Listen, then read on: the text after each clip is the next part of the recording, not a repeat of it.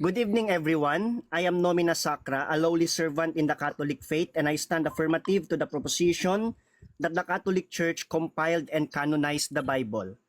The complete and close canon of the Bible we have today, particularly the 27 books of the New Testament, which is being utilized by Christians and non-Christians, including the Jehovah's Witnesses, was compiled, settled, and authorized or canonized by the Catholic Church.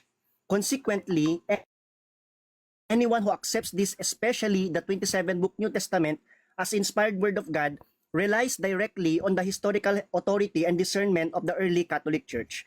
My argument for today is based on the following premises. First, a collection of inspired books does not become a canon simply because the books exist. An authoritative body must identify which books are scriptures and which are not. Number two, the Catholic Church was the body that historically identified, preserved, and officially canonized the books of the Scripture. And conclusion, therefore, the Catholic Church compiled and canonized the Bible. But before presenting the core arguments, we must establish a strict boundary for the debate to ensure that we do not wander into irrelevant theological arguments. In short, ano nga ba ang mga dapat pag-usapan at hindi pag-uusapan sa debateng ito? We are not here to debate the content or interpretation of the specific doctrines inside the Bible, gaya na lamang ng Trinity, Hell, Divinity of Christ, etc. We are also not here to debate whether the Bible is inspired by God, for we both affirm this. What is being discussed today is this. The sole unyielding barrier of this presentation is the historical claim that the Catholic Church compiled and canonized the Bible, and to examine the mechanism God used to identify and bind those inspired books into one single volume. Basic lamang po ang ating line of arguments to support our claims. Number one, the Bible did not fall from heaven as a bound book.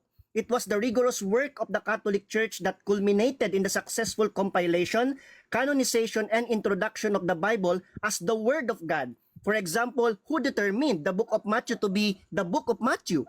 Number two, early Christians relied on the apostolic teachings, sacred tradition, and other individual writings of the apostles.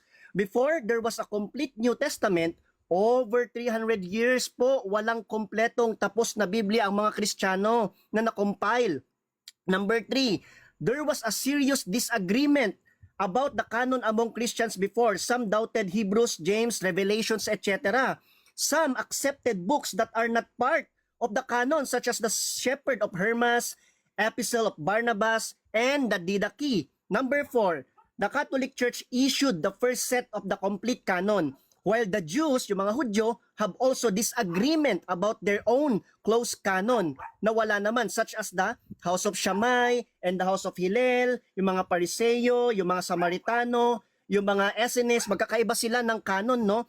Number five, even Protestant scholars such as Dr. D.A. Carson, Muslim friends, and skeptics such as Dr. Bart Ehrman admit that the early Catholic Church determined and canonized the Bible we have today. Number 6 point, church fathers and Catholic saints such as Jerome, Athanasius, and Augustine testify to the historical truth in their writings. And number 7, even the Jehovah's Witnesses depend on the Catholic canon historically, and by accepting the 27 books of the New Testament without proof of it inside the Bible, such as a verse that shows a table of contents of the Bible. After the apostolic age and era of disputes, brothers and sisters, the following historical timeline should be taken seriously. In 385 AD, at the Council of Rome, the Church under the authority and leadership of Pope Damasus I formally decreed a list of books for the entire Bible, with 73 books and 46 books from the Old Testament and 27 from the New Testament. The Latin Vulgate was also commissioned, this time with Saint Jerome, who prepared it for over 30 years, replacing the Vitus Latina. Around 284 to 399 AD, this collection of books was called Biblia or Bible by Pope Saint Siricius. In 393 and 397 AD, at the councils of Hippo and Carthage, they ratified the exact same list in North Africa, closing the New Testament canon. And in 1545 to 1563 AD, the Council of Trent, following the Protestant Reformation, finally dogmatically and infallibly defined the same canon, rendering it final and unchangeable. So in short, Catholic Church po ang involved sa compilation at canonization ng Bible, at wala ni isang Jehovah's Witnesses o kahit alagad ni Manalo na nandoon. Dugo at pawis ng mga Katoliko ang pinuhunan para magkaroon tayo ng Biblia ngayon. Such historical reality presents a profound theological dilemma para sa mga tumututol dito. Ano yung mga dilema nila? Number one, if the Catholic Church was an apostate, ito yung kailangan nilang sagutin, if the Catholic Church was an apostate, corrupt organization by the 4th century, by what authority did her bishops infallibly decide which books belong to the New Testament? If they lack divine guidance, on what historical grounds do you trust that their 27-book New Testament canon is correct? Number 2 question for our opponent. If our opponent claimed that God used an alternative invisible through Christians to preserve and canonize the entire Bible by means of naturalization and guidance of the Holy Spirit, and specifically the New Testament instead of the Catholic Church, who were they? Can she name them? Can she give them their name individually or by group? What timeline? Number 3, the New World Translation, which is their official Bible, contains 66 books, rejecting the 7 deuterocanonical books, since the early Catholic Church canonized the Bible as the single unit containing 73 books at the 4th century councils. They reject our Old Testament canon yet accept our New Testament canon. Why do they trust the 4th century Catholic Church authority regarding the New Testament but reject its authority regarding the Old Testament? She should answer those questions later on. Anticipated na rin natin yung mga magiging objections nila. Halimbawa, ang Diyos at Holy Spirit ang gumabay sa early church para piliin ang Biblia, hindi ang Catholic Church. Number 2, ginamit lang ng Diyos ang Catholic Church. Number 3, mga Hudyo ang nag-compile ng Old Testament. Katoliko raw ba sila? Number 4, hindi raw Catholic ang mga church fathers eh. Number 5, sinira at tinago raw ng Catholic Church ang mga kopya ng Biblia noon. Number 6, may internal harmony daw ang Biblia at nabanggit ang mga ibang aklat o nagkakatugma kaya alam na raw ang mga inspired kaya no need Catholic Church. Number 7, nireject daw ng ibang church fathers ang ibang books gaya ni St. Jerome, etc. So lahat po ng mga yan, kung itatanong sa atin mamaya, debunk na po yan at nakaredy na po lahat ng kasagutan natin para sa mga yan. No, gaya din sa halimbawa doon sa aklat ng mga Orthodox, etc. Kaya nga lang, 'di ba? Yung mga yan masasagot natin ng direkta. So, in conclusion po, the books existed before the canon but did not identify the canon. For centuries, Christians disputed which books belonged to the Bible. The Catholic Church and her authority identified or selected or determined which books are part of the canon and which are not. Even St. Augustine trusted the gospel because of the church wisdom and authority, and this fact stands as long as they rely on the New Testament canon. They also tacitly submit themselves to the Catholic Church and her authority. And for that, the one who compiled and canonized it is historically no other than the Catholic Church. The most feasible, the most plausible, and the most accepted claim is that the Catholic Church and canonize the entirety of the Scripture. Ayan, so thank you very much po. Yan na po yung aking latag sa ngayon. Nakaready na po ako para po sa cross-examination.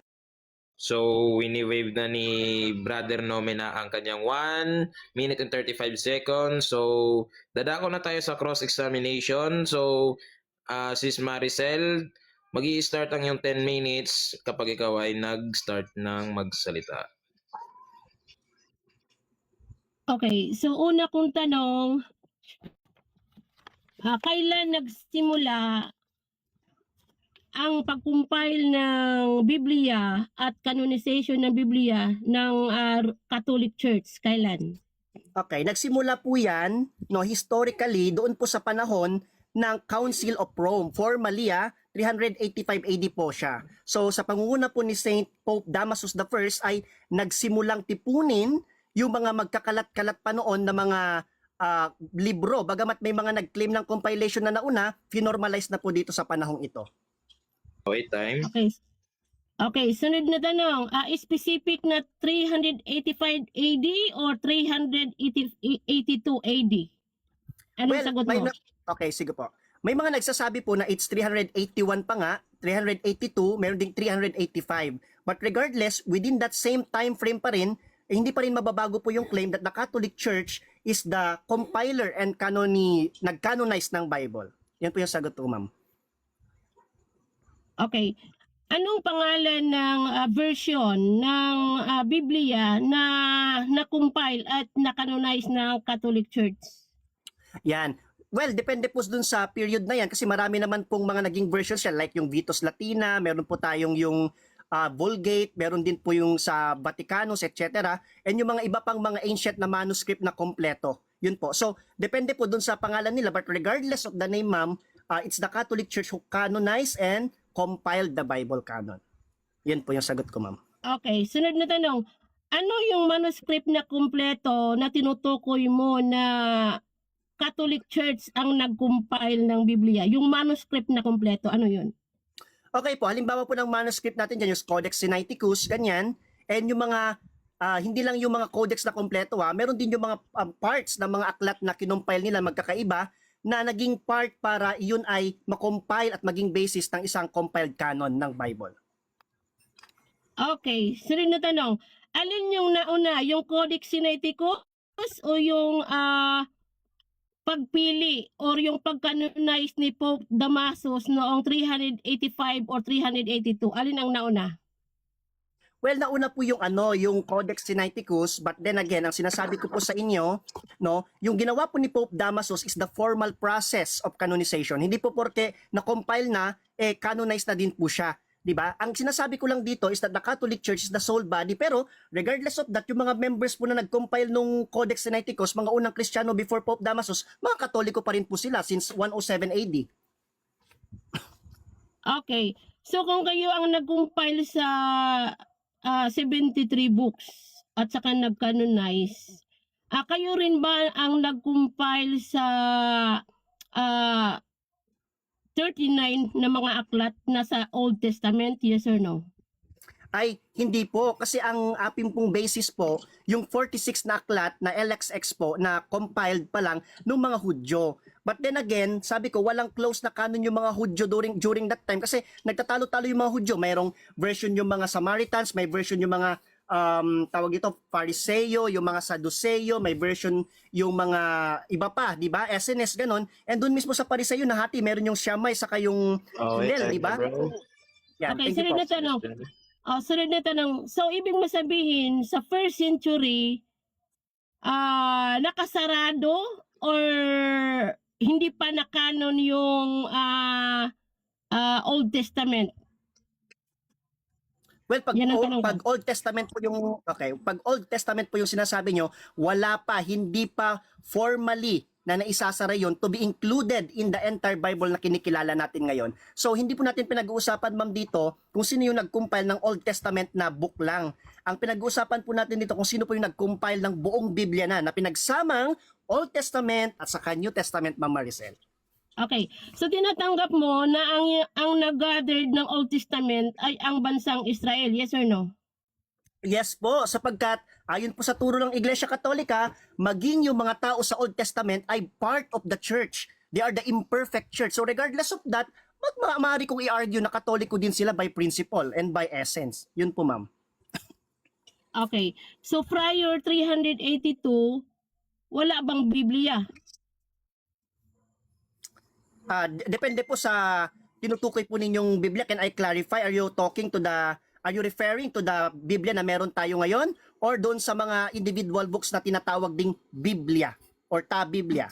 Can I clarify that, ma'am? Pero if you don't want to clarify, sasagutin ko na lang po, mas mabilis po, mas maayos yung sagutan natin na meron na pong mga Biblia na tinatawag pero hindi ito yung konteksto ng Biblia na pinagtatalunan natin ngayon na may close canon, ma'am.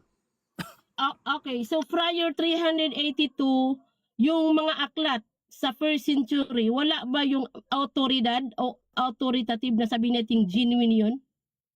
Well, ma'am, yung mga aklat na yon, basta nabibilang sila doon sa pinili ng Catholic Church, nung time na hindi pa sila napipili, authoritative na sila. Kaya nga lang, ang problema, yung mga Kristiyano mismo, ma'am, nagkokontra-kontrahan sila kung ano yung mga part ng Biblia. May tumatanggap ng aklat ni Shepherd of Hermas, Gospel of Barnabas, may nagre-reject din ng aklat ng Revelation, Hebrews, ganon. So, walang unified, walang compiled and canonized talaga na list noon. Okay. Sinabi mo kanina na tungkol kay Pope Siricius. Yes. Tanggap mo ba na sinabi mo kanina na si Pope Siricius ang nagpangalan sa terminong Biblia, yes or no? Yes po ma'am, at ang context po ng pagpapangalan niya ng terminong Biblia ay yung buo na po na 73 book na collection ng mga books. Kung pupunta po tayo doon sa Greek term na ta Biblia mamaya, magkakaproblema po tayo dyan ma'am kasi may mga aklat ng mangkukulam sa Biblia na tinawag din na Biblia. Next question po ma'am. Okay, sunod na tanong. So tanggap nyo ba rin ba na yung Protestant ay mayroong canon ng Biblia na yung 66? Tanggap mo or hindi mo tanggap? Tanggap ko po na meron silang pseudo-canon ng Biblia. Ibig sabihin, pag pseudo-canon ng Biblia, yung kanila pong canon ay incomplete at hindi po tunay na close canon. Sapagkat yung close canon po, ayon sa paniniwala naming mga nag-compile, ay yung original na gaya ng nasa 1611 version ng KJV ng 73 books o meron yung mga Deuterocanonicals. Ma'am. Okay, sunod na tanong. So ibig sabihin, sunod na tanong, kung wala ang Catholic Church, mayroon pa umiral pa rin ba yung canon ng Biblia na yung 66 books, yes or no? Unfortunately, hindi po iiral yan ma'am kasi wala po mga church fathers na magko-compile, wala po mga apostol na mga katoliko na magko-compile. So technically wala pong mangyayaring wala pong Biblia na maipapa-introduce sa mundo kasi walang mga apostol na mga katoliko, walang mga church fathers na katoliko po ma'am.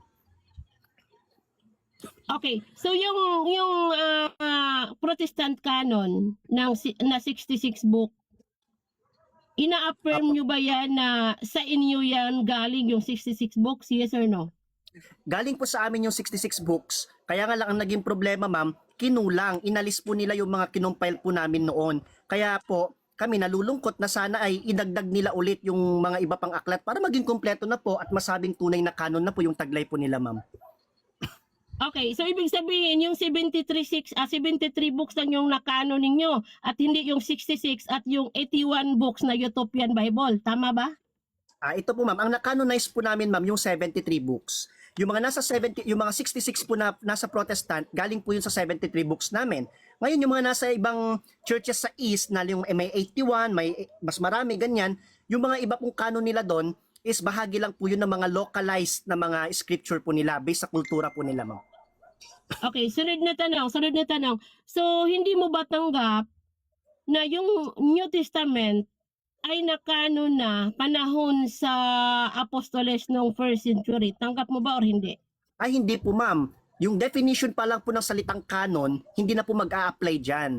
Sino pong apostol kaya yung nag-canonize? Kasi pag kinanonize po yun ng mga apostol, dapat po ay nagbigay sila ng table of contents doon sa mga isinulat nila kasi walang table of contents ma'am eh. Yun pa lang po ay talagang proof na talagang wala silang naianong canon from the word canon itself. Okay, sunod na tanong. So, yung terminong compile, yung New Testament, tanggap mo ba na sa 1st century ay na-compile na itong 27 books, yes or no? Ay yes po ma'am, informally. Ang nag-compile po niyan, mga Katoliko din, like si Saint Athanasius, no? Yung mga contemporaries niya, ganon. So yun po si Saint Athanasius po, santo po yan ng Katoliko, at obispo po yan ng Katoliko, no? Kasi wala pang Great Schism noon, no? And talaga namang obispo at santo namin siya po yung nagpakilala ng first initial na kumpletong list ng Biblia, pero informal po yun. Yun naman po kay Saint Damasus, formal po yun. Thank you po ma'am. Okay, i-wave ko na yung time. Okay, so tapos na po ating cross-examination sa ating affirmative side. So dadako na po tayo sa ating negative side. Pag nagsalita ka na Miss Maricel, mag-i-start na po yung time sa iyong negative stand. Okay. So, magandang gabi sa lahat, no? So, ngayon ay matalakay namin ang topic na the Catholic Church ang nag-compile at nag-canonize ng Biblia. So, nasa negative side po ako. So, ngayon, bakit ako disagree sa kanyang stand na yung the Catholic Church yung nag-compile at nag-canonize ng Biblia? Kasi nga, ang nagdesisyon, no, ang nag-decide at yung nag-canon ng Biblia hanggang Genesis from Revelation ay walang iba ang Diyos gamit yung banal na espiritu. So ngayon, isa sa mga reference natin, ang sabi dito sa newly update the origin of the Bible, na mayroon pong mga author na si F.F. Bruce, G.I. Packers, Philip Comfort at si Carl F. H. Henry. Dito sa page 69, ang sabi dito, period 1, the first century, ang sabi dito, the principle determining recognition of the authority of the canonical New Testament writing was established within the content of those writing themselves. So mismo yung mga sinulat ng mga apostol, sila yung mag-determine na ito ay mayroon na pong authority galing sa Diyos, hindi galing sa Papa ng Roma na binabanggit ni Sir Nomina, yung si Damasus I, no? At sabi pa dito, they are repeated exhortation for public reading of the apostolic communications. At ang sabi pa, at the close of his first letter to the Thessalonians, possibly the first book of the New Testament to be written, Paul says, I command you in the name of the Lord to read this letter to all Christians. So, ibig sabihin, ang mga sulat ng mga apostol, nung natapos nila nung ito ay naisulat, nag-circulate na ito sa first century. At mayroong mga alagad ng Diyos na kumikilala na ito ay salita ng Diyos, no? Unang Korinto 12:10. So malinaw na ang ating tawag dito, ang ating ginagamit ay yung Biblia mismo at yung mga external reference. Halimbawa, binanggit dito sa 1 Corinthians 12:10, no? Basahin natin mga kaibigan. Okay, dito sa 1 Corinthians. Sandali lang ha. 1 Corinthians 12:10. Ang sabi dito, dito, to yet another operation of powerful works, to another prophesying, to another discernment of inspired expression, to another different tongues, and another interpretation of tongues. So binamagit dito na mayroong mga alagad ng Diyos noon pa na ito ay kinikilala na ito ay inspired by God, at binabanggit rin sa Colossus 4:16, no, na ina-affirm nila na ito ay mga sulat ng mga apostol. Katunayan, ang isa sa mga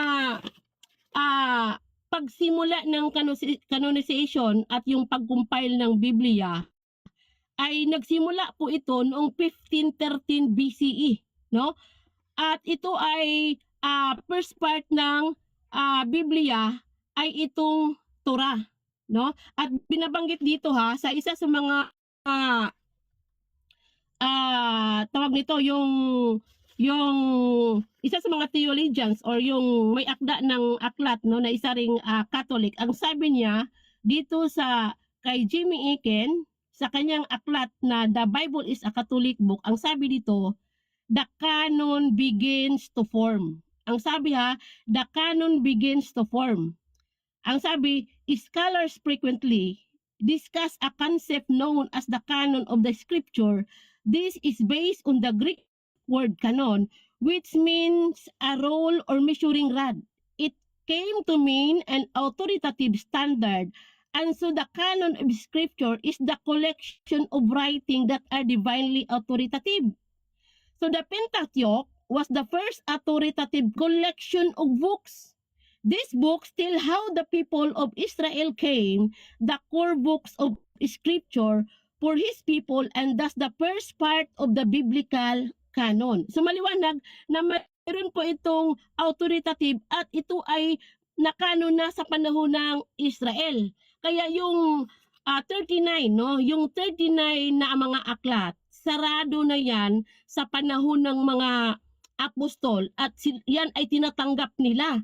Lucas 24:44, no? Yan po ang isang patutuon natin.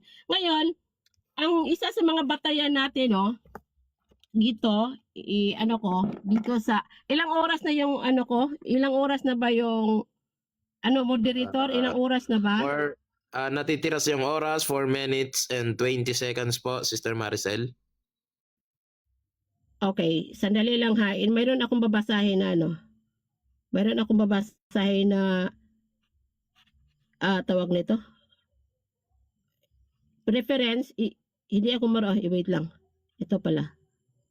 Wait lang. Ayan. Ito. Ito po ay Ujames, no? Ito ay Duan M. Cartujano. Ito ay sa page 3. O, page 3. Binabanggit dito, basahin natin ha. Ang sabi dito, we know the Bible came from God. Ang sabi dito, Jesus quoted from the Old Testament which shown in relevance for Christian as well as for Jews. And the apostles and their followers compiled the New Testament all under the guidance of the Holy Spirit. So malinaw na panahon sa unang siglo, no, yung around tawag nito yung 1st century 98 to 100 AD ay ito ay nasarado na yung compilation at yung canon ng Biblia, yung part ng Biblia itong New Testament, no? At ito pong sinasabi ng ng ating reference. Ito kay Norman Geisler, A Systematic Theology, sa page 623. Ang sabi dito, the New Testament canon is complete. Ang sabi, the New Testament was written between about AD 50 and 90, no?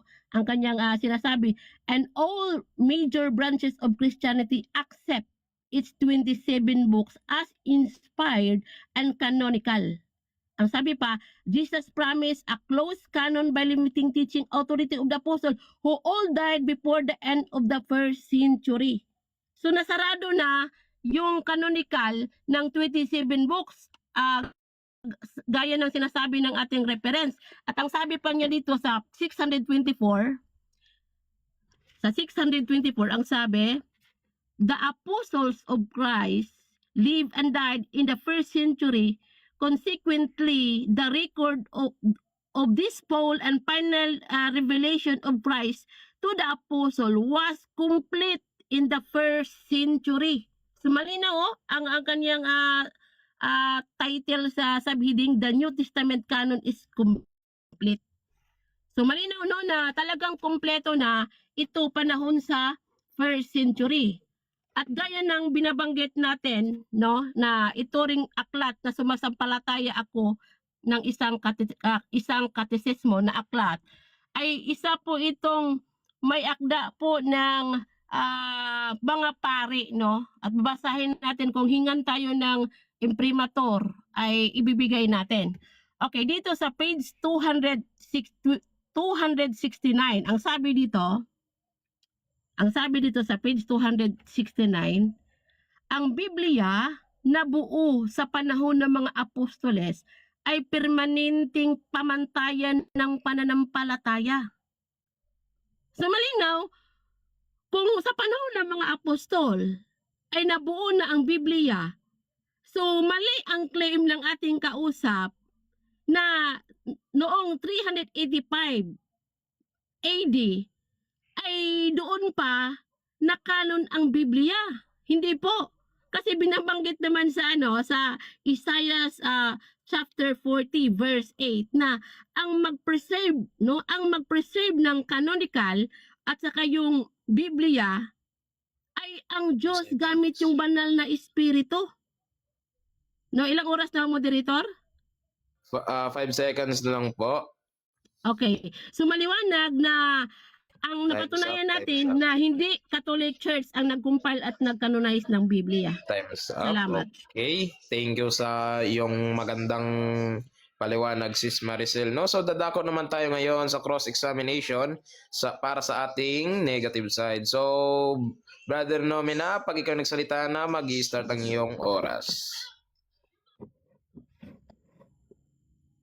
Ayan. Ang una kong tanong sa iyo, Ma'am Maricel, is nabanggit mo kanina yung kahulugan ng canon, di ba? Ano ulit yung kahulugan ng canon, Ma'am Maricel? Okay. Standard of faith na basihan po sa ating pananampalataya O, yan ang sagot ko.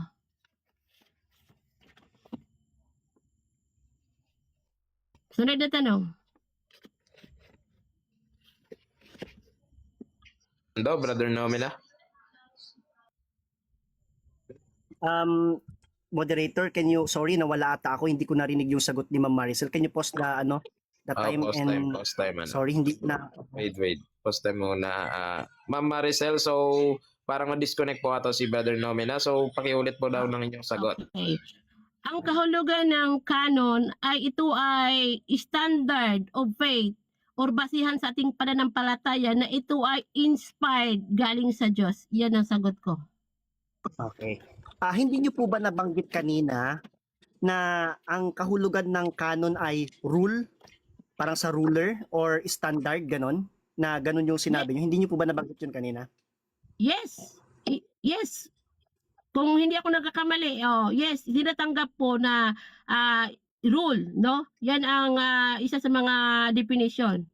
At hindi yan at malinaw na hindi yan Catholic Church ang nagkanon ng Biblia. Okay, thank you, ma'am.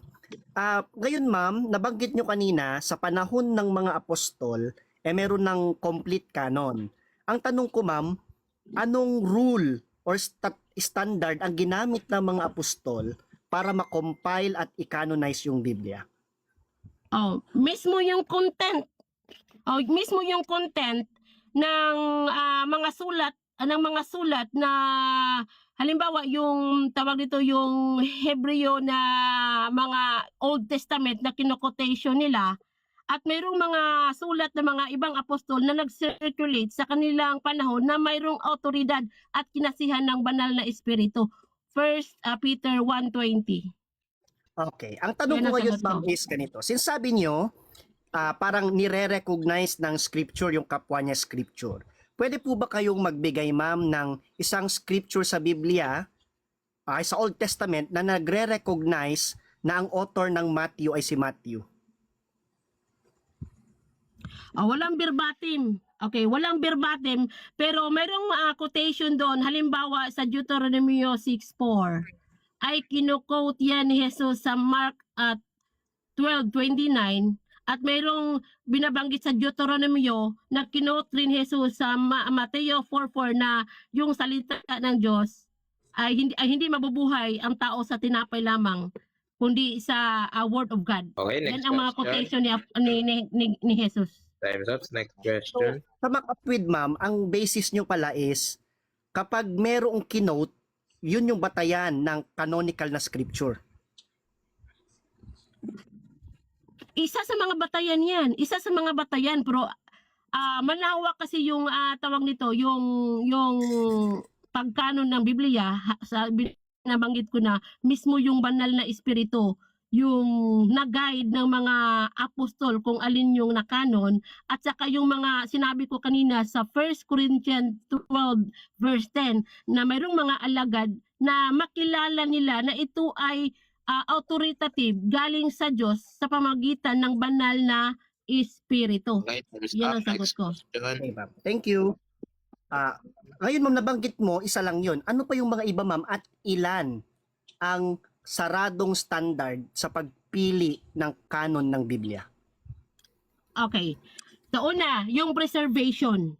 Okay, halimbawa, ang mga apostol ay na-preserve nila yung canonization ng Old Testament at tinanggap nila, no? At ngayon, maliban sa mayroong binabanggit sa Roma verse up. 3, 1 and 2 question. na may next question. Okay, next question na po. Okay. So, ang isa po sa pamantayan ninyo, ma'am, is na-preserve. Okay, na-preserve. Ang tanong ko sa iyo, ma'am, familiar ka ba dun sa Epistle to the Laodiceans na binabanggit sa New Testament? Yung Epistle to the Laodiceans, familiar po ba kayo doon? Okay, ito lang na familiar ko. Binabanggit sa Colossus 4:16, yung sulat sa Laodicea na ito ay binabanggit sa Colossus ni Apostol Pablo na ito ay kailangan basahin sa panahon sa kanilang congregation o sa kanilang iglesia. Yan ang nabasa ko sa Okay. So, Colossus ibig sabihin, ay sorry. 4:14. Wala pala. Okay na po. Next question.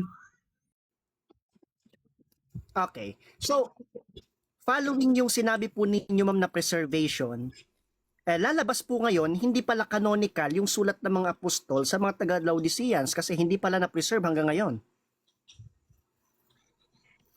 Na-preserve. Kasi kaya nga na kumpleto yung canonization kasi nga na-preserve yung 66 books na binabanggit ko sa aking presentation. Kaya nga mayroon ngayong 66 book na tinatanggap ng Catholic. Ang Catholic Church ang tumatanggap. Hindi kayo yung nagkanon, kundi Okay. nakatanggap rin kayo. Time's up. Next question, Brother Nomina. Okay. So, ang tanong ko sister is, sabi mo na preserve. Doon sa 66 books na sinasabi mo, naka-preserve ba doon yung epistle to the Laodiceans?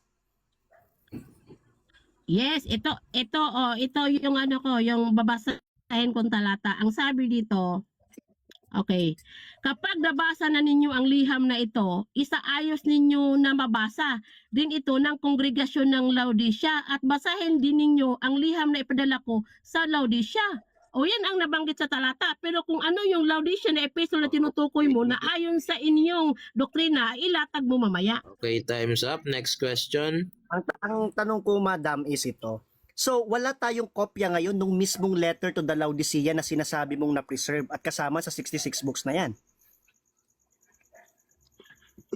Hindi ko sinasabi na mayroon talagang Laodicea na aklat. Ang punto ko kanina na yung sulat ng mga apostol ay nabasa sa kongregasyon or iglesia ng Laodicea, ang mga sulat ng apostol, ibig sabihin, yung sulat nila, halimbawa sulat ni Pablo, ay na-circulate na sa 1st century.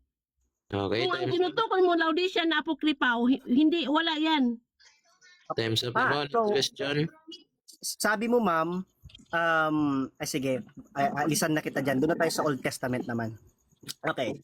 Nabanggit mo kanina na sarado na yung canon ng Old Testament, no? Panahon pa lang ng mga apostol. Anong version po ng canon yung sinasabi niyong sarado na? Yun ba yung nasa Septuagint? Or yun ba yung mga version ng Essenes? Version ng Samaritans? Version ng Pharisees? Or version ng Laodiceans? Or ng Shammai or Hillel na house? Okay.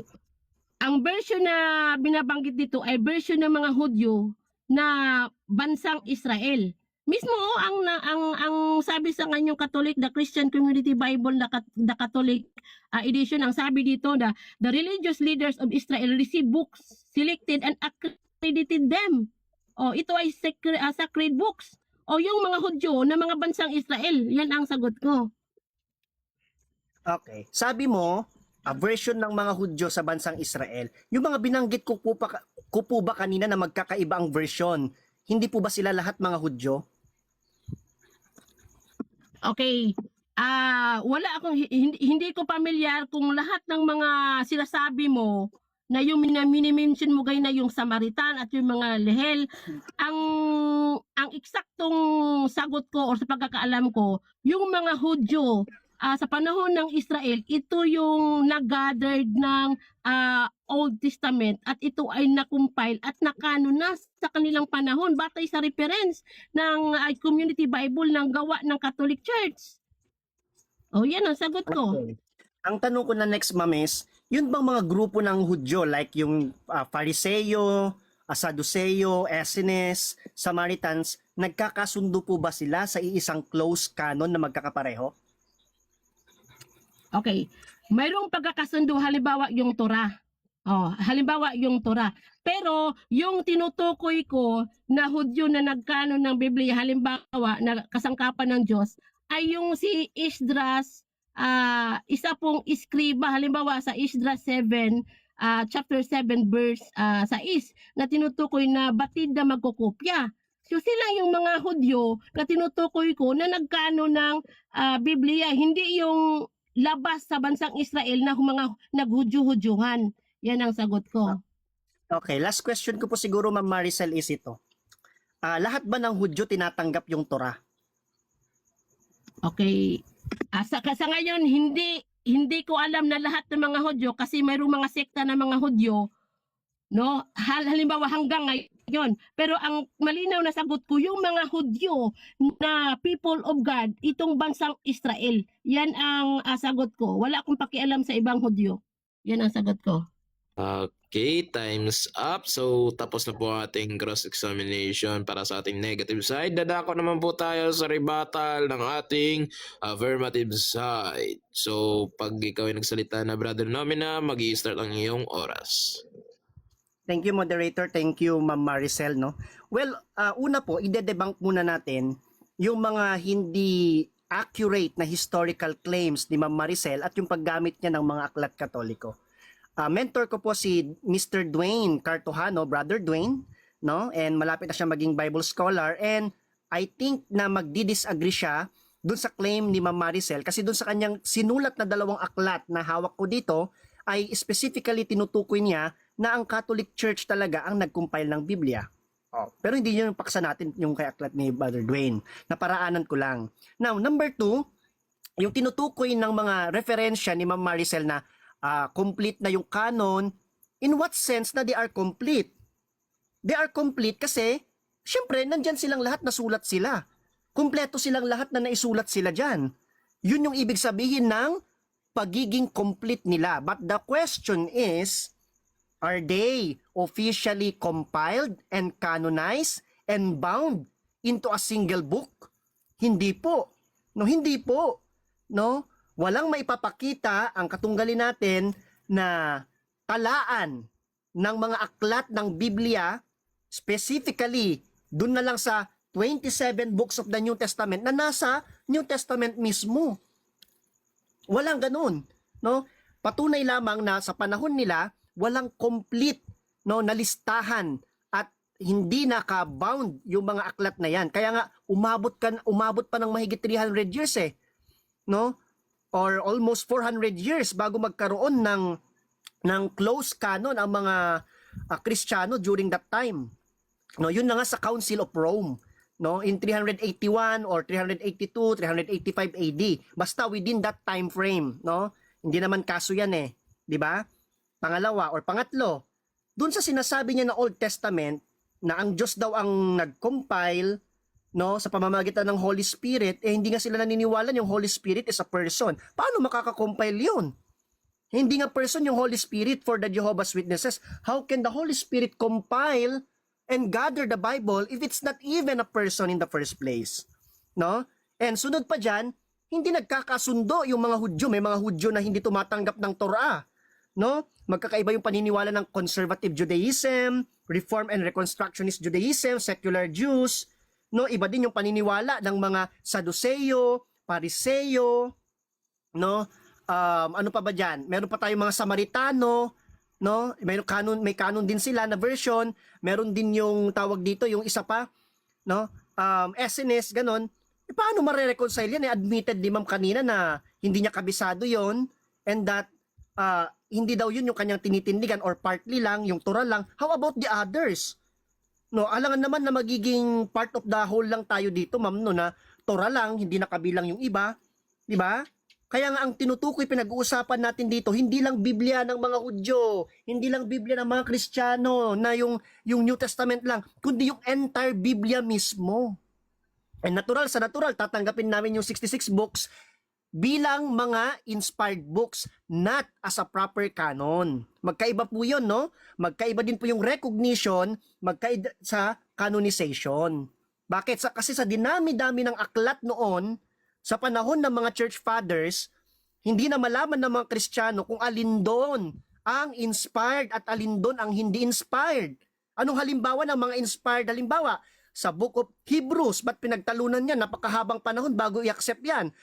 Revelation, 2 Peter, etc.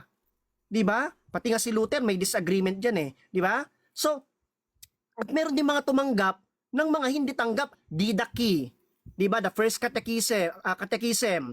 May tumanggap din ng ano yung aklat na yon? Shepherd of Hermas. May tumanggap din ng Gospel of Barnabas.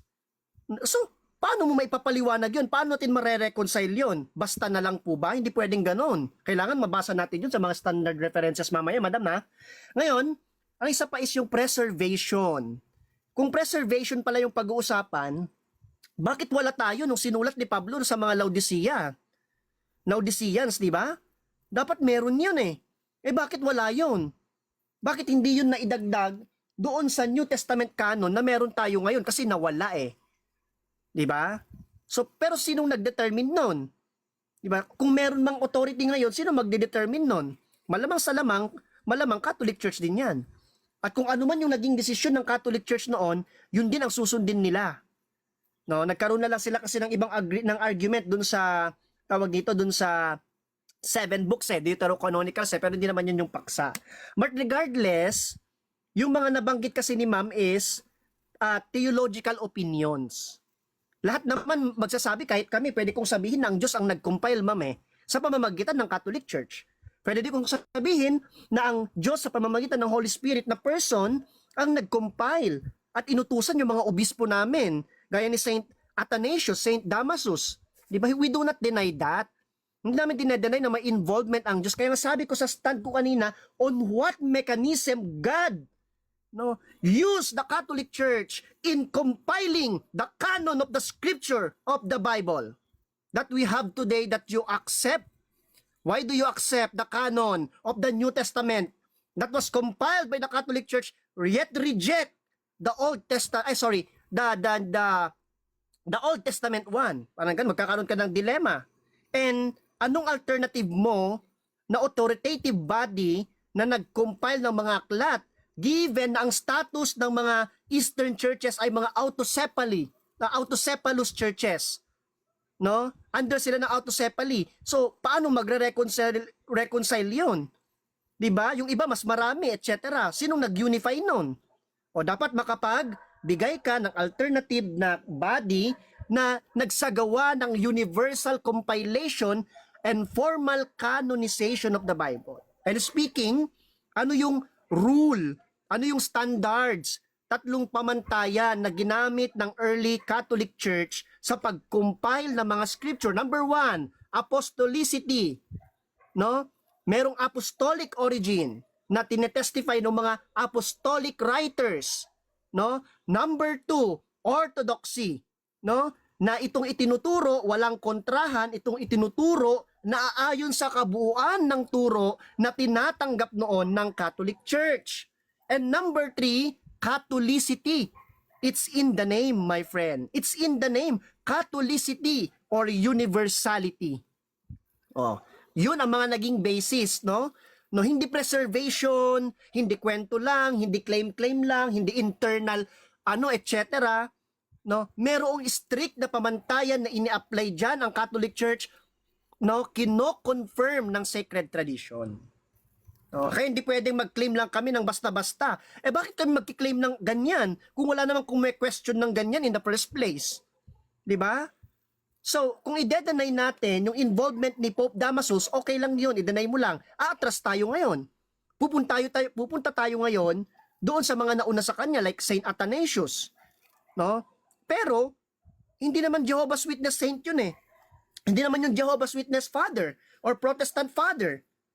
It's a Catholic Church father and saint ang nag-compile. It takes humility for us to accept the truth.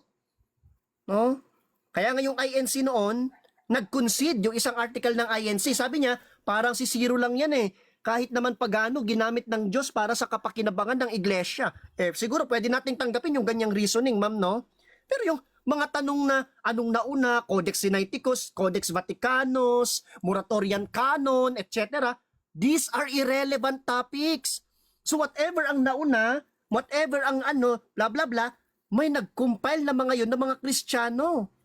And if it's not earlier than 107 AD, I can claim directly it's a Catholic Church. Pero if it's earlier than 107 AD, I can still claim that it's the Catholic Church. If it's earlier than the 1st century, pabalik sa panahon ni Abraham and ni Adan, I can still claim that it's the Catholic Church because according to the teaching of the Catholic Church, the Church was born, from the very purpose of the Father, in the bosom of the Father.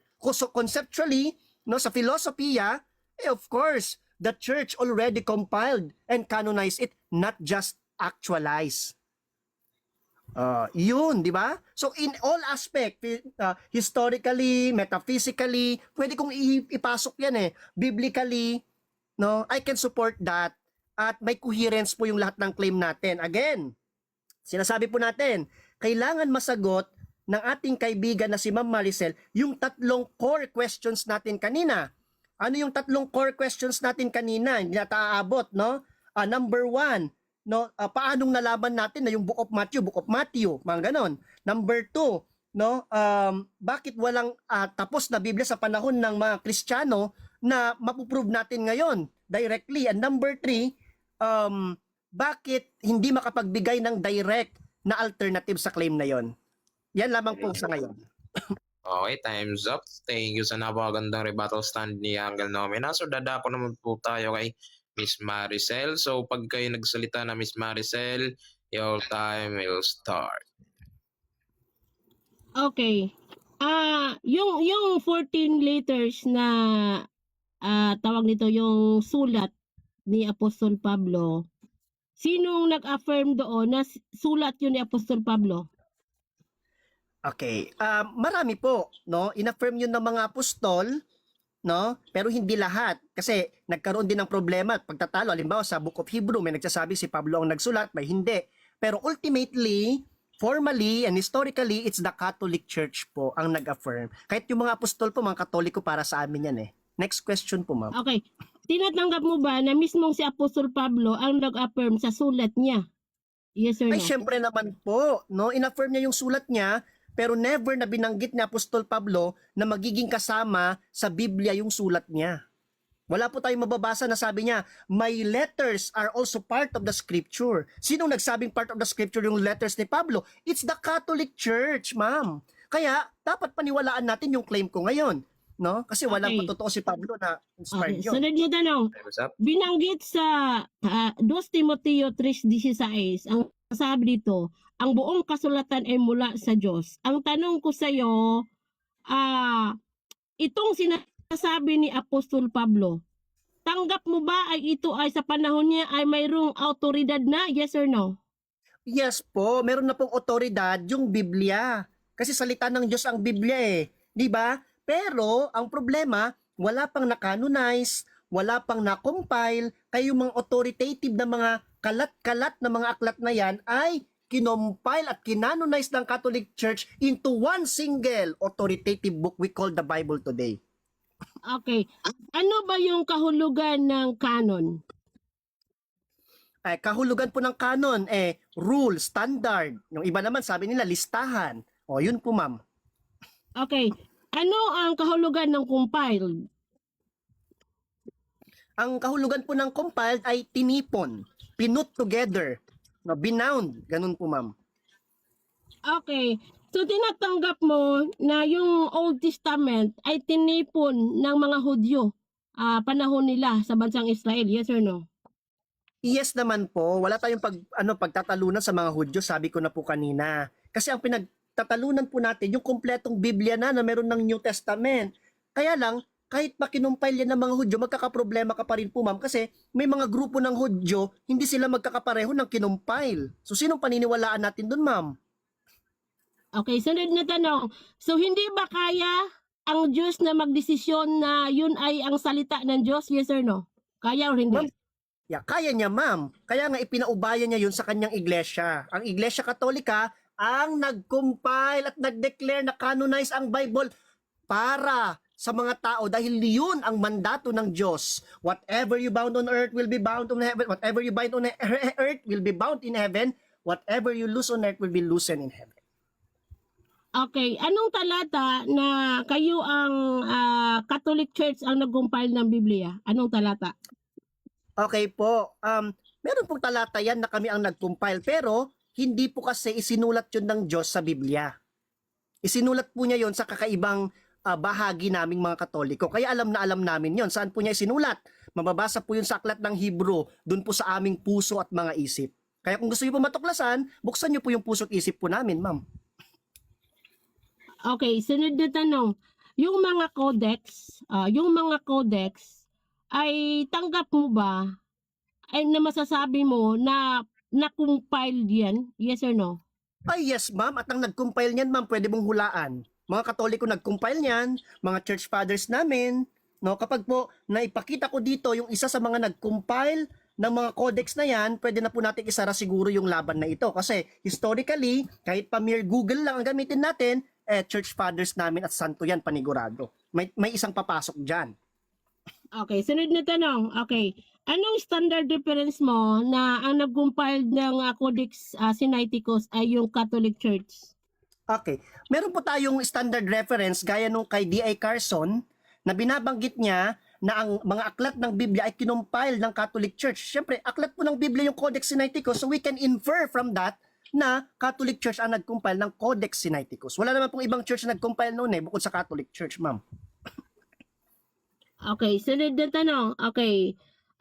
Sino ba yung specifically na nagkopya or nagcopy sa Codex Sinaiticus? Well, for specific po ma'am, di ko maibibigay, pero I'm sure na it's Catholic monks. Mga monghe po yan, mga scribes po yan. Hindi naman po pwedeng Hudyo yan, hindi po pwedeng Protestant yan, kasi wala namang Protestante noon. Hindi po pwedeng tawag dyan ay ibang relihiyon, pero pwede din naman nating sang-ayunan na siguro mga Arians, yung iba Nestorians. Pero kung yun yung paniniwalaan natin, siguro magkakaroon tayong dalawa ng problema. Paniwalaan na lang natin yung version ko at ng history na Catholic Church ang nag-compile, nagsulat, nag-copy, etc. Wait, may concern lang ako, moderator. Stop muna. Is that an objection po? Hindi objection, concern lang kasi yung 20 seconds hindi nagra-run. Oy. Oo. Ray. Okay, pa-stop time then ulit po ng mo, Brother Nomina. Moderator's ruling, no? Paulit po ang iyong tanong, Miss Maricel, din ulitin din po ang sagot ni Uncle Nomina. Concern lang, moderator, kasi mag-next question na ako, pero pakisuyo lang po yung time na lang po. si Yung 20 seconds lang po, okay.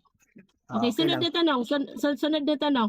So, yung codex, yung Codex Sinaiticus, tinatanggap mo na yan ay Biblia, yes or no? Of course, Biblia po yan. At ang mas nakakagimbal po yan, yung pinagkuhanan pa ng Codex Sinaiticus, yun po ay Biblia na compiled din ng mga Katolikong Church Fathers. Okay. Sunod na tanong. Kung na-compiled na yung tawag dito, yung Codex Sinaiticus na kiniklaim mo na Catholic Church ang nag-compile sa Codex Sinaiticus, bakit sa 385 pa nagpormal si Damasus na yung canonical na canon ng Catholic Church? Well, kasi naman po ma'am, wala naman po sigurong problema sa panahon na yon, no? Hindi pa nagiging issue yung formalization, hindi pa nagiging issue kung anong canon ang susundin. Yun nga lamang dahil kahit na meron naman ng ganyan na na-compile, kung meron pa rin mga nagsusulong noon ng ibang mga aklat, ito tanggapin nyo to. Kaya kumilos na ang simbahan. Nagsalita na ang simbahan na no, ito na lang, ito talaga ang tanggapin nyo. Ganun, ma'am. Time's up. Next question. Sunod na tanong. Yun bang kay Pope Damasus na 382 sa Council of Rome, yun ba ay universal o local? Well, ma'am, yung ano po yung tinutukoy po ninyo, yun po bang council? Kung universal Yes, po ba or paki-stop mo na yung talata kasi may clarification yung sinumina. Okay. Okay, tatanungin ulitin ko ko. kung yung sige ma'am. Yung tanong ko, yun bang Council of Rome? Yun bang Council of Rome, universal decree or yung local decree? Yan ang tanong ko. Local lang po siya, local synod po siya, but then, no, hindi ibig sabihin na local synod siya ay local din yung effect ng mga decree niya. Local council siya kasi nga hineld dun sa area na yan, geographic area na yan, pero yung mga effect, yung mga decrees niyan ay universal po ang effect. Kaya po inaffirm po yan ng mga sumunod na mga councils. Okay, sunod na tanong. Kung 382 AD, sarado na yung canonical ng Catholic Church, no? Bakit sa Council of Trent 1546, mayroon doon pa naging tanggap yung Apocrypha sa Latin Vulgate? Bakit? matagal na pong tanggap yung mga ano ma'am, yung mga tawag yung apocrypha na sinasabi mo or Deuterocanos, panahon pa po ni Saint Jerome yan, no? Nung bago siya mag-retire. Kaya nga lang po, inaffirm yan sa Council of Trent kasi nga merong Protestant Reformation na nagsusulong ng kamalian ulit na 66 lang. Okay, sunod na tanong. Okay, so si ano ba si Jerome ba ay tanggap ba niya na yung 7 na aklat na apokripa ay inspired of God or hindi niya tanggap? Yes po, tanggap na po niya nung mga huling bahagi ng buhay niya. Kaya idinagdag na po niya yon sa Latin Vulgate. Nung una, hindi pa niya tanggap. Pero kalaunan, nagsisi siya. Kaya sabi niya, mali yung nagawa ko. No, kailangan magpasailalim at magtiwala ako sa otoridad ng iglesia, sabi niya. No, mababasa po natin yan sa kanyang letter. No? Kaya ang ginawa niya, idinagdag niya yung mga aklat na yun doon sa Latin Vulgate. Okay, okay. Sunod na tanong. Okay. Yung sabi mo, tanggap mo yung kay Odiams na si Duan Cartojano, yung statement niya dito na sa panahon ng mga apostol ay na-compiled na ang Biblia. Ano ang unawa mo dito? Okay. Yung compiled ng Biblia na sinasabi po niya dyan is yung, kumbaga, kumpleto na yung pagsusulat ng Biblia. No, kumpleto na, may hawak na sila, kaya nga lang, hindi pa siya closed na compilation, formal compilation. Pwede naman po natin siyang tawagan ngayon para i-clarify niya yung statement niya sa aklat niya. Kung gusto niyo ma'am, mag-request lang po kayo. Okay, sunod na tanong. So, ibig mo sabihin, yung word na compiled na nasa paksa natin ay tumutukoy din ito sa pagsusulat ng mga apostol sa kanilang mga aklat. Yes or no? Hindi po ma'am. Iba po yung writing, composition sa compilation. Parang si Midan po, no, pinagpareho niya yung composition at compilation. Ang sinasabi po natin sa panahon ng mga apostol, lalo na panahon ni Juan, of course, nasulat na lahat yung aklat ng Biblia. Ang problema, walang close canon, walang formally defined na canon of scripture. Ganun po yung ating ibig sabihin, ma'am. Okay, so ibig sabihin, next question. So ibig sabihin, Sige po. ang sabi dito, the apostle and their followers compiled the New Testament. Ibig sabihin, ay na-compiled na ito sa panahon nila. Yes or no? Sabi po dyan, yung mga followers, meron na pong initial. Kaya nga po yung mga church fathers, meron na silang pinapakita ng mga compilation nun. Pero hindi pa po final, hindi pa po, kumbaga, authoritative yung mga compilation na iyon. Yan. Kasi ang tinutukoy dyan, yung mga alagad na ng mga apostol. Yan. Thank you po. Yun, salamat po sa nagliliyab na tanungan. So, dadako naman tayo sa next part sa ating conclusion. Okay? So, Miss Maricel, if ka nagsalita, mag-i-start na yung oras. Conclusion. Okay. Conclusion na. po. Conclusion na o rebuttal? Rebuttal po di Ma'am Maricel. Rebuttal pa. Rebuttal pa. Sorry. 10 minutes. Okay. So, ngayon, hindi pa rin nagbabago yung stand ko kontra sa stand ng aking kausap. Sarado na yung canonical at yung compilation ng Old Testament, no? Gaya ng ginamit ko ng reference dito, the Christian Community Bible, the Catholic Pastoral Edition, Revised Edition. Ang binabanggit sa reference, bago dito sa content, ang sabi nila, the Bible, ang sabi dito, the Bible did not fall from the heaven. The books it contains were not proclaimed from the clouds by some heavenly speakers, but rather they were patiently gathered throughout the century within the heart of Israel and the people of God. So malinaw na sa panahon ng yung kaya nga mayroong tinatawag na Septuagint, no? Septuagint na nasali noong 280 BCE dahil natapos na yung 39 books na canonical. Kaso, yung Septuagint mayroon lang dagdag yung Apocrypha. So yan ang nagpatunay na mayroon na talagang authoritative at yung canonical. At gaya ng sinabi ko kanina na itong mismo si Jake, ito si tawag nito, yung isa sa mga nagsulat sa aklat na the Bible is a Catholic book, ay ina-affirm niya na sa panahon sa Israel ay mayroon ng mga partial, no? Halimbawa yung Torah na doon nagsimula yung pagkanon ng Biblia, no? Yung Torah. So, at ito din ginagamit ko yung the Christian Community Bible Catholic Pastoral Edition Revised Edition na binabanggit na sa panahon ng Israel ay nakano na po yung Old Testament. So, ibig sabihin, sa panahon ng 1st century, ito yung gamit nila, no? Kino-quotation niya ni Jesus, Lucas 24:44. Yan ang ginagamit na talata. Yung Torah at saka yung Psalm at saka yung mga awit at saka yung mga propeta. Ngayon, bakit ko sinasabi na close na? Kasi ginagamit nila ito sa panahon ng yan ang ginagamit nila na standard sa panahon ng 1st century. Ngayon, yung Old Testament, yung New Testament naman ay dagdag lang po ito, no, para mabuo yung Holy Bible na 66 books.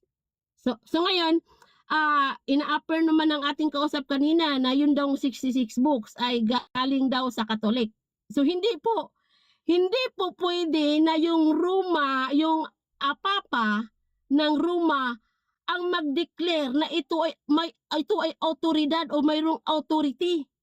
Na para bang sabihin na kapag wala ang canon ng yung RCC, ay sabihin na nila na walang Biblia. Wala tayong magagamit ng Biblia. Katunayan, itong aklat ni Duano, dito sa kanyang sa kanyang sa kanyang aklat sa page, tawag nito, wait lang tingnan natin yung dito sa kanyang aklat, dito. Sabi niya, ina-affirm nga niya na mayroon ang Protestant canon ito. Itong sabi niya. Wait lang Asa na ba yun? Wait lang. Nawala. Binabanggit niya dito na mayroon pong Catholic Bible. Mayroon pong Catholic Bible at mayroon ding Protestant Bible. Ang sabi niya sa page 122, ang sabi niya, what is the difference between Catholic and Protestant Bible? Ang sabi niya, the term is usually used refer to the 7 books of the Old Testament are the Catholic canon but not in the Protestant canon. So maliwanag na ina-affirm sa aklat na ito na kahit ang Protestant na may canon. So ibig sabihin, hindi generally na kumbaga owner yung RCC or yung Catholic Church sa canonical ng Biblia, no? Kaya ito ang sinasabi ni Kenneth Berding, no? Ito ang sabi ni Kenneth Berding sa kanyang aklat, what the New Testament authorship really cares about, a survey of their writings, Kenneth Berding and Matt Williams. Ang sabi dito sa page 318, ang sabi dito, the church did not establish a canon of its choosing. So hindi talaga ang iglesia ang nagpipili ng canon, yung halimbawa 27 books. No, gaya ng claim ng ating kausap. Ang sabi dito, it's more proper to speak of the church recognizing the book that the Christian has always considered to be authoritative word from God. Si recognize, no? Recognize ko ibig sabihin tumatanggap lamang. Kung nakatanggap lang ang RCC ng 66 books, dapat hindi nyo angkinin na kayo yung nagkanon ng Biblia. O sasabihin ninyo, ang kanon ng ang Biblia ng Jehovah's Witnesses na yung word translation galing sa Catholic. Naku, hindi po kasi kung kukunin ninyo yung kung alam niyo yung content ng aming yung halimbawa yung sa New Testament ay ipinakilala doon ang pangalan ng Diyos. Samantala ang Biblia ninyo ay wala namang pangalan ng Diyos. So sasabihin niyo, i-claim ninyo na ang New World Translation sa New Testament sa inyo? No? So maliwanag na kung paano nakatanggap yung Catholic at nakatanggap din yung Protestant. Kaming Jehovah's Witnesses, nakatanggap din kami ng canonical from apostles na binabanggit dito na kinakampihan ang aking stand sa sumasampalataya ako sa isang katekismo sa 269 na ang Biblia na buo na panahon sa mga apostoles na permanenteng pamantayan ng pananampalataya. Ang sabi pa dito sa page 268 sa same na aklat, ang sabi dito, noong simula na walang sariling aklat ang mga apostol, o wala silang sariling aklat kasi nga hindi pa sila nagsulat kasi ang aklat na ginagamit nila ay yung Old Testament. Ang sabi dito, ang gamit nila ay ang lumang tipan upang linawin ang katuparan kay Kristo at pangako ng Diyos. Ngunit sa pamamagitan nila at sa kanilang pagsubaybay, nabuo ang mga aklat. Nabuo ang mga aklat ng bagong tipan na natatagpuan sa buong katotohanan tungkol kay Hesukristo. Nabuo. Paano? Baliin mo muna ito, kaibigan. Kasi galing ito kay Aurelio C. Joaquin at mayroon itong Nihil Obstat, Reverend Father Alvin Gerald P. Platon, Imprimatur Socrates B. Villegas, Archbishop of Lingayen, Dagupan. Baliin mo muna ito bago mo yung reference natin, ay reference ko na kumakampi sa akin na nabuo na pala yung bagong tipan or yung Biblia sa panahon ng mga apostoles. Kaya mayroon na silang sariling aklat sa panahon ng 100 AD. So doon nasarado na yung canon. At kung si Jerome ang ginawa ay nagsalin from Hebrew, Greek to Latin, hindi ibig sabihin na kayo na yung owner ng Biblia. Samantalang kailan ba nagsalin yung RCC ng English Bible? Pakisabi na lang kung kailan kayo nagsalin ng English Bible. So ngayon, kahit wala yung Latin kahit wala yung Latin version ni Jerome, umiral pa rin ang Biblia. Kasi ang basihan natin yung Diyos at banal na espiritu at yung mga apostoles. Ano ang sabi? 40 seconds na lang, no? Ano ang sabi dito sa Roma 3:1-2. Ang sabi dito, kaya ano ang kahigitan ng Hudyo o ang pakinabang ng pagtutuli? Malaki, una sa lahat, ipinagkatiwala sa kanila ang salita ng Diyos. Mga Hudyo pala ang sinasabi dito. Hindi man hintil, wala mang hintil ang sinasabi. Hudyo ang binabanggit sa Roma 3:1-2. So salamat po. Time's up, no? So, dadako na tayo sa next part. So, timers, ready na ba? Timers tuloy. Timer, ready Yes na ba? po. Okay. Okay. Gusto kong unahin yung mga huling sinabi mo, Ma'am Maricel, no? Ang unang tanong ko sa'yo, sabi mo, merong Protestant canon, di ba? Pinanindigan mo, wala tayong tutol dyan. Ngayon ang tanong ko, yun bang mga Protestant na sinasabi mo, mga Hudyo o mga Hentil? Okay. Mga hintil. Okay, hindi ako nagki-claim na yung tawag nito, yung Protestante ay sila yung original na nagkanon. Ginamit ko lang yung argumento na yan na tinatanggap ni Duan Cartojano na mayroon palang Protestant canon. So ibig sabihin, time's up. Okay. Okay, Next question ko, sister. Sabi mo, hindi yung mga Protestante ang original na nagkanon. Ngayon, sino ang father of Protestantism? okay, sa pagkakaalam ko si Martin Luther, pero kahit may claim siya na Katolik yung nagkanon, ay mali. No? Kasi nga, ang originally, ang nagkanon, batay sa aklat ni Cartojano, ay ang mga apostoles, ang Diyos sa pamagitan ng mga apostoles at sa banal na espiritu. Kaya sa librong ito, na-compile na yung New Testament, sabi niya sa aklat. Okay, next question ko. Sa tingin mo, anong church natutunan ni Martin Luther yung 66 books? Okay. Wala akong hindi ako tawag dito naniniwala sa sinasabi ni Martin Luther na yung 66 books galing sa Katoliko.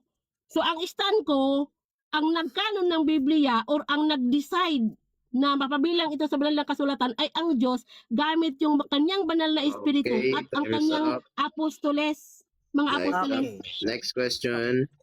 Nung mamatay yung mga apostoles, sinong protestante sa pananaw mo na nabuhay nung apostolic age na nagpapasa nun hanggang sa panahon ngayon, yung list of canon? Walang protestante. Kaya nga hindi rin ako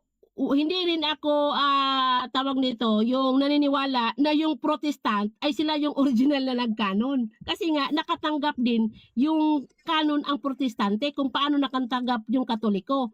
Ang punto sa libro na ginamit ko, kiniklaim ni Katuhano na mayroong Protestant Bible or canon. Time's up. Next question, Brother Nomina. Sister, sabi mo walang protestante. Kung walang protestante nung panahon na yon, ano yung umiiral na Christian church ng panahon na yon? Nung mga nasa 2nd century, ganun, pababa. Pababa, okay. Ang mayroon pong mga contemporary ng mga apostol, no? Mga contemporary. Hindi ko maisa-isa ang kanilang pangalan, pero maliwanag na mayroong binabanggit sa 1 Corinthians 12:10 na mayroon pong alagad na makakilala na ito ay salita ng Diyos. Ibig sabihin, Time's ang up. pinaka-author na nag-preserve ng Biblia ay ang Diyos. Time's up na po. Okay, sabi mo sister, may contemporary. Okay. Halimbawa, magbibigay ako sa iyo ng contemporary ngayon, si Saint Ignatius of Antioch. Anong church yung kinabibilangan ni Saint Ignatius of Antioch? Okay. Hindi ko tanggap na sinasabi mo tungkol kay Antioch kasi nga yan ay mga apostasya na ang nangyari sa panahon ng namatay yung mga apostol, halimbawa si Juan. Pero maliwanag na sinabi ng talata o ng Korinto 12:10 na mayroon Time's talagang mga up. alagad. Time's Okay, up. sabi mo may Next mga question. alagad at may contemporary. Bukod sa mga apostol at dun sa mga alagad nila na nabuhay noong 1st century, sino naman yung mga alagad nila na nabuhay pa noong 2nd century? Okay. Hindi ako makapagbigay ng specific na pangalan, pero binabanggit sa Mateo 28:19 na mayroong mga alagad doon na naturuan ng mga apostoles at sa unang Korinto 12:10 na sila yung makakilala sa salita ng Diyos gamit yung banal na espiritu. So maliwanag na hindi Katolik talaga yung nagkanon ng Biblia. Yan ang Okay sagot po. ko. Next question po. Balik po tayo ngayon sa Old Testament naman. Anong canon po yung gamit ni Kristo? Yung 39 books. Yung 39 books na ina-affirm ng mga apostol at ni Jesus. Halimbawa sa Lucas 24 verse 44 na yung Torah. Isa sa mga ginamit niya yung Torah. Okay. 39 books. Oo. Okay. Hindi mo ba alam na ang ginamit ni Kristo at mga apostol ay yung LXX? Okay, ito. Alam ko na mayroon siyang quotation sa LXX pero hindi yung Apokripa. Pero ang primary na ginagamit ni Jesus yung sa Hebreo na language, no? Kaya nga yung Mateo ay isinulat niya ni Mateo sa Hebreo at Aramaic.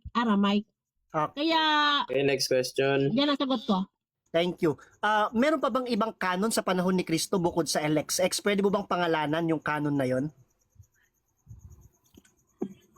Yun na nga ang Hudyo na mga canonical na mga aklat. Sa sinabi ko 39 books from Genesis to Malakay. No, ang isa sa mga nag-affirm diyan si Esdras, chapter 7 verse 6, isa sa mga eskriba o expert na nagkakapi ng mga aklat na nag-preserve ng sa panahon nila.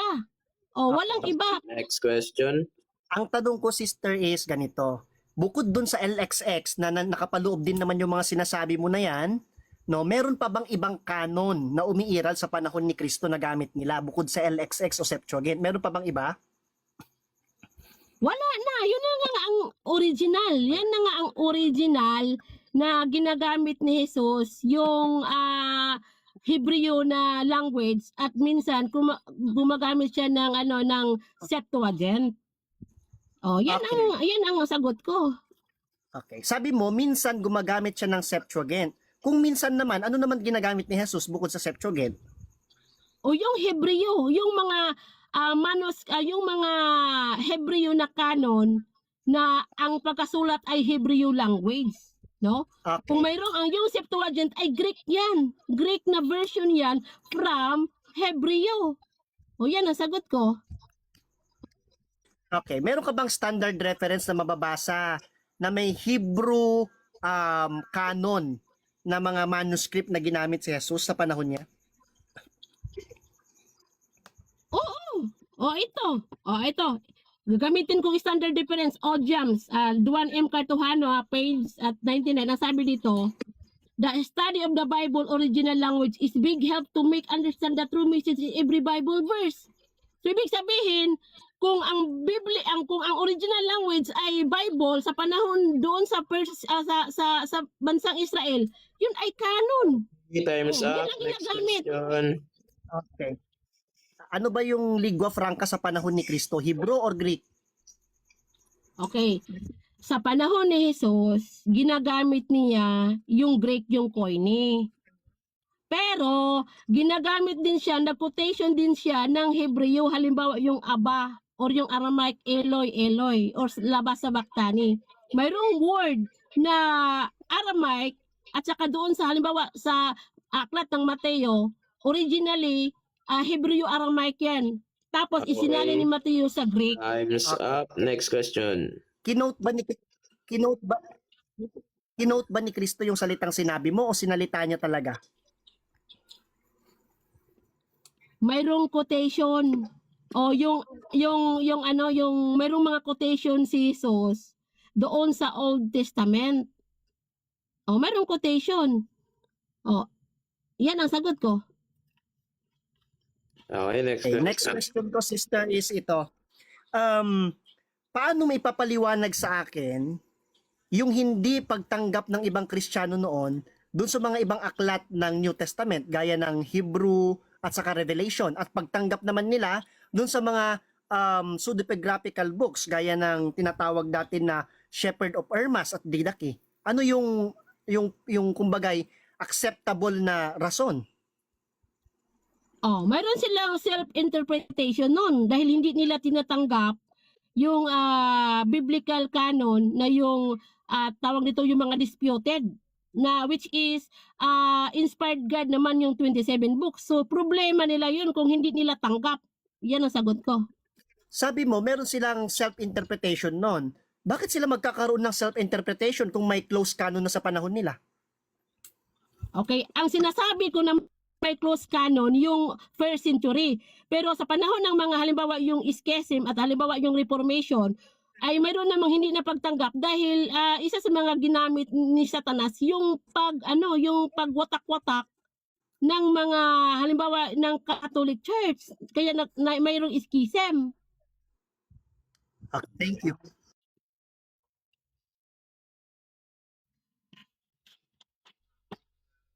Next part ng ating debate. So, sino na ba next? Conclusion ata. Yes. Natawa natin sa conclusion. 5 minutes, yun. So, brother, kaya salita. Okay. Negative, brother, yung negative. Yeah. Miss Maricel, salita. Okay, so i-recap natin na inaamin naman ng ating kausap kanina na hindi yun universal decree yung 382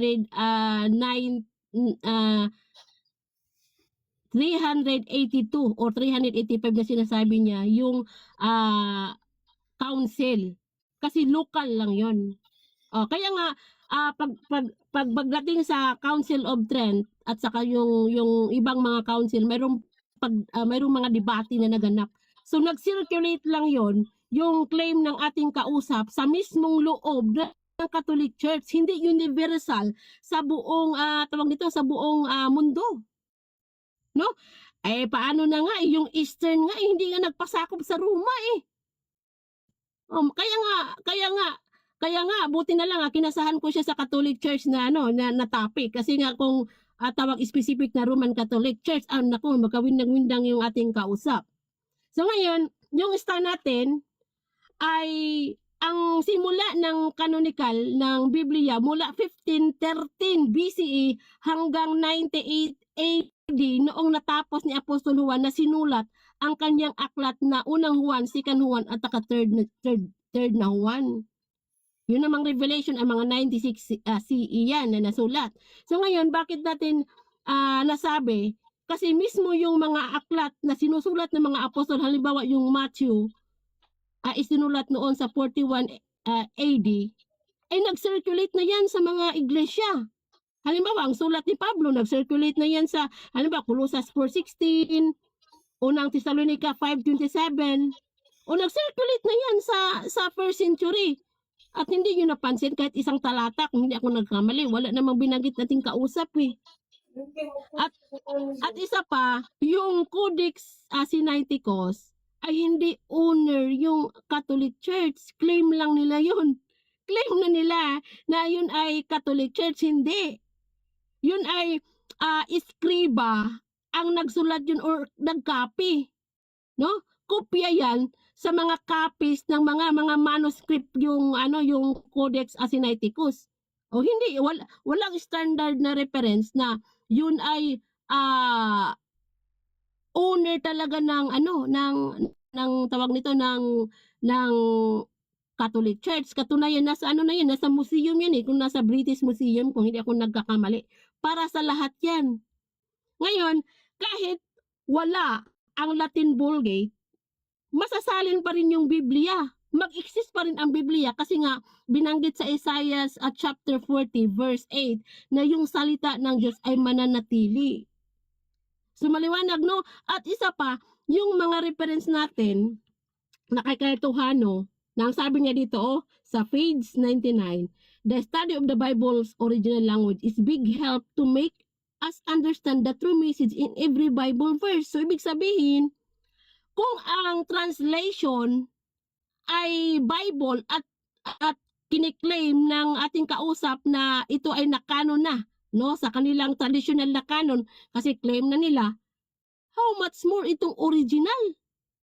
So ibig sabihin, originally na nakanon yung Biblia nung hindi pa umiral ang Catholic Church. Katunayan, ang ginamit ko kanina ayon kay Kenneth Berding sa kanyang aklat na The New Testament, authors really who cares you, ay tumutukoy na nakatanggap lang yung mga churches. Halimbawa, yung mga Protestant nakatanggap ng canon from first century. 1 minute O left. yung Catholic nakatanggap din ng canon from first century. Kaming mga saksi ni Jehovah nakatanggap rin noong first century, galing sa first century. Ngayon, ang tawag dito pangahas, pangahas na term kasi nga yung Catholic Church kasi nga nakatanggap lamang sila. Ngayon inangkin na nila ang buong Biblia na sila daw yung nagkanon. Lokal lang naman yun ang nagkanon si Damasus I. Katunayan nga hindi tinatanggap yan ni Jerome yung Apokripa. Kaya may naganap na debate. No? From 382 down to 1546 bago pa na-declare yung Apokripa nila. O maliwanag na sa kanila ay isa yung pag-aangkin o false canonization. Ang tawag diyan false canonization. Okay, time's up. So, thank you for nice conclusion po. So, dadako naman tayo kay Brother Nomina. Pag ikaw nagsalita, brother, magsimula ng time mo. Alam niyo mga kaibigan, magkaiba po kasi yung valid na claim at historically supported claim sa merely misericordiam. no? O kaya ay pagkukuro-kuro at sariling unawa ng mga Biblia o paggawa ng sariling mga kwento, no? Well, bakit kaya hindi natin pasagutin yung mga kapatid nating Muslim? Ayan, pakinggan natin. Sino ba ang may-ari? Saan ba galing ang Biblia ayon sa Muslim? Yung mga ibang sekta. Pananalaman kami mga Muslim. So ito po ang mga magagandang tanong. Tatanungin po natin ang ating mga Ustad para mas malinaw at klaro ang kasagutan. Ustad, kailangan po namin dito sa napakagandang tanong ni kababayan. Ang sabi po ng mga Iglesia ni Cristo, sila lang daw po ang maliligtas. Paano naman po sila ng Kristiyano? Maliligtas din po ba sila? Ito po ang kasagutan. Iglesia, kababayan. Matandaan natin ang Iglesia ni Cristo. Sino ba ang founder? Si Manalo. Kailan po ba founded ang Iglesia ni Cristo sa Pilipinas? Kung si Manalo ay pagsilang ni Manalo ay siyang nagpinisahe na maging Iglesia ni Cristo ay may sa kanila ang kaligtasan. How about those people before Manalo? Ha? Hindi yun ang tao, hindi pa isinilang si Felix Manalo. At ang katuruan ng Felix Manalo ngayon, malayo po ito sa turo ni Jesucristo. Ano po ba ang katuruan ni Jesucristo? Si Jesucristo ba po ay nagpatayo ng Lang, kung malayo na dun ha. sa aklat ng mga Katoliko, kayong nakakaintindi dahil the history of the Bible, because the history of the Bible compiled, collected by the early Christian Catholics. Ayun, di ba? Kapag pag-aaralan yung history ng Biblia, sabi nung ustad ng mga Muslim, walang bias to, the Catholic, the early Christians, the Catholic Church compiled the Bible. Oh, tignan mo. 'Di ba? Ayan ay ano yan, outside na ano yan, hindi kuro-kuro namin yan. Hindi bias po yan, no? And then, pag titignan mo po lahat ng claim niya, lahat ng ginamit niya, mag-agree na mayroong isang katawan, there is a single body, authority who compiled and canonized the Bible. The Bible did not put, no, the books, no, within itself ng sarili lang niya. Hindi ganoon, hindi nag-magic, hindi nahulog sa langit. No, kaya hindi masagot kanina ni Sister Maricel yung mga tanong natin ng tama, no? Kasi alam niya sa sarili niya na ang Catholic Church talaga yun umiiral noon. Hindi protestante, hindi sila, no? Hindi niya ma-i-deny yan eh. Kaya pag titignan po ninyo, no, yung buong usapan namin, napakaraming inconsistency sa mga sagot niya. Doon pa lang sa claim niya na canon ng mga Hudyo. Na magkakaiba yung canon ng mga Hudyo, sinong susundin natin doon? Hindi may paliwanag nung gusto yung ukol sa Septuagint. Ubus lang kasi yung oras natin, di ba? Hindi may paliwanag ng husto yung patungkol sa hindi pagkakaisa ng mga Kristiyano noon. Kung meron naman pala, hindi niya ma-identify kung sino yung mga contemporary ni ng mga apostol, no, na sinasabi niyang nag-compile at nag-canonize ng Biblia. Kasi simple, hindi inaamin kung sino yon. O ngayon, di ba napakalinaw ng sinasabi ng kapatid nating Muslim, oh.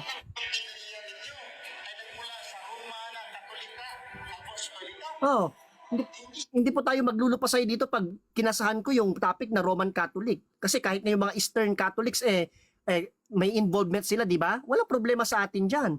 Di ba? Pero sabi ko lang Catholic para masama naman yung mga nasa East, hindi man nasa West. Kasi proper name naman natin Catholic Church. Oh, ulitin natin sinabi ng Muslim, masakit eh, no? Saan po ba nagmula yung Biblia ninyo? Sabi niya, sa Iglesia Katolika Romana. Sabi ko, Iglesia ni Cristo kayo. Tapos, yung Biblia ninyo ay nagmula sa Romana Katolika Apostolika. Hindi sila nakakaintindi sa Biblia nila. Aklat ng Katoliko, hindi sila nakakaintindi. Ang kayo mga Iglesia ni Cristo, nagbabasa lamang sa aklat ng mga Katoliko, kayo nakakaintindi. Oh, i-substitute na lang natin, kayong mga Jehovah's Witnesses. Di ba? Nagbabasa kayo sa aklat ng Katoliko, diyan yung binase yung mga translation ninyo, etc. Kung sausuysuyin natin ang kasaysayan, Katoliko lahat galing yan. Kaya malinaw po na hindi natibag ang ating paksa at napatunayan natin na ang Catholic Church ang nag-compile at nag-canonize ng Biblia. Amen. Okay, thank you. So, excuse me. So sa ating pagtatapos, no, pare mag-advertise, pasalamat. So, Brother Nomena, sasabihin ka pa ba? Unang-una po, nais kong magpasalamat no sa inyong lahat, lalong-lalo na sa ating dakilang Diyos na Trinity, na nag-iisang tunay na Diyos, sa mga kapatid ko sa Catholic Church, kay Pope Damasus I at Pope Siricius, Council of Carthage, Hippo at saka Trent at Rome na nag-compile ng Biblia. Salamat po sa inyo. Pinasasalamatan ko po ang magistrate, mga kasama ko diyan, si Brother Bruno nag-pray, sina Prof, no, Brother Django, Brother Egong, no, Brother Benedictus, ganun din po si Father Nick. Ayan, pinasasalamatan ko mga brothers ko sa SPMS, no, at sa of course yung mga Knights natin sa Knights of the Saint Justin Martyr. Sa mga nais pong sumali, mag-PM lang po kayo at bibigyan po namin kayo ng sama-sama po tayo magkaroon ng solid the formation. And of course sa mga kaibigan natin kanina, si Uncle Jordex, nakita kong pinopromote niya, si Uncle Vadi, si Brother moderator natin, no, si Brother Vexana, si of course Uncle Viewerista, sa lahat-lahat po ng mga kaibigan natin no sa KUSJM, hindi na kayo mapapangalan isa-isa pero alam nyo lahat kayo diyan, everyone. And of course, kay Sister Maricel, no, na nakausap muli natin, pangalawang pag-uusap na po namin ito, and as usual, no, napaka-giliw pa rin nakadebate si Sister Maricel. Ayan. So salamat po sa lahat po sa inyo na sumusuporta. Yun lamang po. Okay, Ate Maricel, may sasabihin ka pa ba? Opo. Una, salamat sa platform na ito kay Viewerista, no, sa panahon na inilaan niya. So makikita ito yung debate namin sa YouTube, no. Salamat rin sa moderator, intellectual, salamat sa pagmumod na patas, at kay Buddy Retro na isa nag-timekeeper, kay Vixana, kay Jordex, at syempre sa ating kaibigan si Nomina Sacra. So matagal na kaming kaibigan doon pa sa DevCon. Ngayon lang mayroong pagkakataon na makadiscuss uli. At salamat sa lahat ng 52,000 na mga viewers, at lalo na si Jomong Rex Roy, no, nandyan sa ibaba. At sa mga kapatid ko na hindi ko na maisa, mayroon sila dyan sa ibaba, nag-cheer. Salamat din sa mga kaibayo. At pwede nyo puntahan din yung aming website na gw.org. Mayroon kayong mga gusto alamin tungkol sa aming doktrina, pwede kayo maka-research doon. Hanggang dito na lang po. Salamat sa moderator, sa lahat-lahat. Salamat. Thank you sa lahat din, no? Thank you din sa platform na ito at magandang gabi sa inyong lahat and God bless everyone. Thank you.